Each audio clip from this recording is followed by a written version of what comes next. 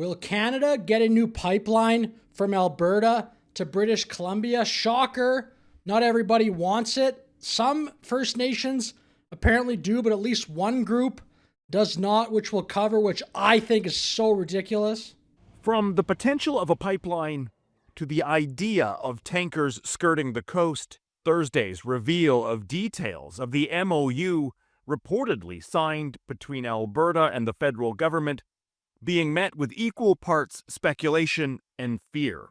Coastal First Nations and the BC government arguing they need to be included before any shovels hit the ground. Want to figure out how to work together, and I think that's been the stance of the Premier as a Team Canada approach, but we also need to be respected as a... It's so slow. What are we doing as a country? My entire adult life has been garbage like that. Let's just wait, and you'll see. Province and our viewpoints. While the government takes a wait-and-see approach to the details, Coastal First Nations are already... That could be the government's like bumper sticker for just their philosophy, a wait-and-see approach. Talking about a lack of meaningful consultation.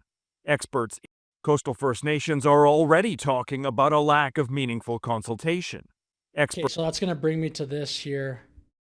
This email, this is from a video, Sunshine Baby. I'll just cover part of this letter here. Over a decade ago, the community of Kitmat voted to oppose the Northern Gateway project. The Haisla Nation, who were firmly against that proposal at that time, still maintain that same position today regarding an oil pipeline and export facility in their territory. This position was articulated clearly to Premier Smith during the meeting. What are we doing as a country? Like, the next clip I'll show, people are dying, literally dying, waiting for doctors, waiting to see a specialist, or just dying in emergency rooms, things like that. These two things are so obviously related. If you can't get that, learn economics, read one fucking book or something. Canada has to still be an oil and gas superpower. It has to be, okay? We're not living in the delusional, carbon neutral fantasy land. In the future, the world still needs oil and gas as energy in a massive way. And Canada can be one of those countries. And we are, but we're not doing nearly enough. It really pisses me off. And like, do we need to spend our entire lives, the next 50 years, dealing with one little group here, one little group there? I'll finish this letter because the first 4 little paragraphs here, I don't think they really say anything about the pipeline. Haisla Nation and District of Kitimat look forward to working with government at all levels, industry, neighboring nations, and partners to support economic development and diversification in the Kitimat region for the benefit of all Canadians in alignment with federal commitments to blah, blah, blah, Indigenous reconciliation, and our values. So really, this is the paragraph where they just say that we don't want the pipeline, which I think is quite pathetic. This clip I'm going to show is actually from 3 years ago. It would still apply, though, to today. I did, though, see Today. I don't know if it was CTV. I think it was CTV News. I'm not 100% sure, but there was a similar story. I just could not find the clip on YouTube. Maybe it's not up there yet, but I did see it like on the regular channel. Reporting tonight, Neetu Garcha. Good evening and thanks for joining us. Another day and we're learning of yet another healthcare tragedy. With healthcare resources pushed past the breaking point, this summer is becoming a grim ritual of deaths that have traditionally been considered avoidable at Canadian hospitals. Unbelievable. Just no excuse. So incredible. And look, those two things are related. The inability for the country to get themselves together, the wait and see approach, slowing down these pipelines is so dumb. We need the productivity in Canada. We need the growth. We need more jobs. And then when you have productivity, I mean, this is all just basic crap. You can have more tax revenues. So in Canada, public health care, you can hire more doctors. You need more economic output, you hire more doctors. It's not realistic to think that Canada is just going to be like a tech hub, which we're trying to be in some cases with Shopify, but you need to use what you have as a country to get your resources. What's more important?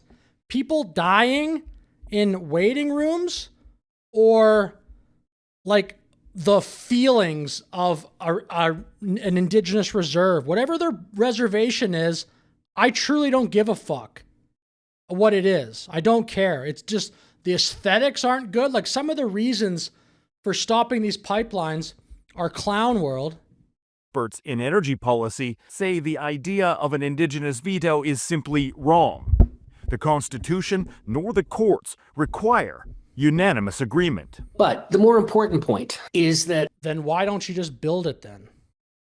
the experience that has really evolved over what I would say the last 10 to 15 years is that when viable projects have come forth, the vast majority of First Nation groups along the right-of-way of these projects have made consensual agreements. What the MOU includes will be fully known Thursday, but the Liberal government has indicated any pipeline and any tanker ban exemption would require a certain level of support from BC. We believe the government of British Columbia has to agree. We believe that First Nations right holders in this country have to agree and support. All stakeholders have to back. Experts say the biggest hurdle. What a joke.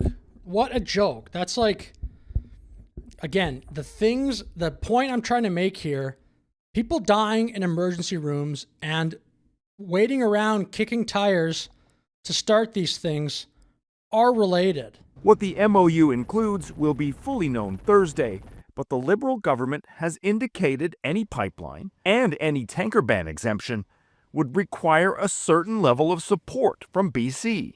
We believe the government of British Columbia has to agree. We believe that First Nations right holders in this country have to agree and support. All stakeholders have to back. Experts say And they clap for that. It's shameful garbage. They all sit there and clap. Yay, we all make a lot of money. We won't have to suffer with the slowdown of this too much. No wonder America and other countries are eating our lunch. This is like celebrating the slowdown of progress to make a consultant or some rant. I don't even know, like, who is against these pipelines? Who is it? Is it the actual First Nations, like the people that live there, are so against them? All stakeholders have to back. Experts say the biggest hurdle to new pipeline infrastructure comes from the absence of a viable project. An investment decision could be worth $40 billion. Without an MOU, an investment seems all but impossible. It would reduce the risk for those private Unbelievable. So I'll finish the video there, but this really pisses me off.